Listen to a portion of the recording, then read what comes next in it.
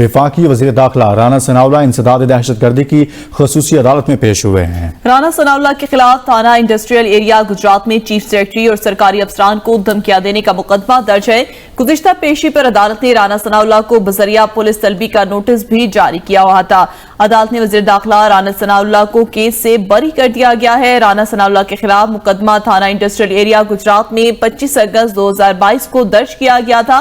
पेशी के मौके पर सिक्योरिटी के इंतहाई सख्त इंतजाम भी किए गए थे। इंसदाद दहशतगर्दी की ख़ुसूसी अदालत ने राना सनाउल्लाह को बरी कर दिया है। अहम खबर से आपको आगाह करे हैं, बात करते हैं मियां आबिद से। जी मियां आबिद, आगाह कीजिएगा, इंसदाद दहशतगर्दी की ख़ुसूसी अदालत ने राना सनाउल्लाह को बरी कर दिया है। जी बिल्कुल, वफाकी वज़ीर दाखिला राना सनाउल्लाह इंसदाद दहशतगर्दी की खुसूसी अदालत में पेश हुए। राना सनाउल्लाह पर 25 अगस्त 2022 को थाना इंडस्ट्री एरिया गुजरात में मुकदमा दर्ज हुआ था। वज़ीर दाखिला पर इल्जाम है कि उन्होंने चीफ सेक्रेटरी और सरकारी अफसरान को धमकियां दी थी। अदालत आलिया ने समाअत सुनने के बाद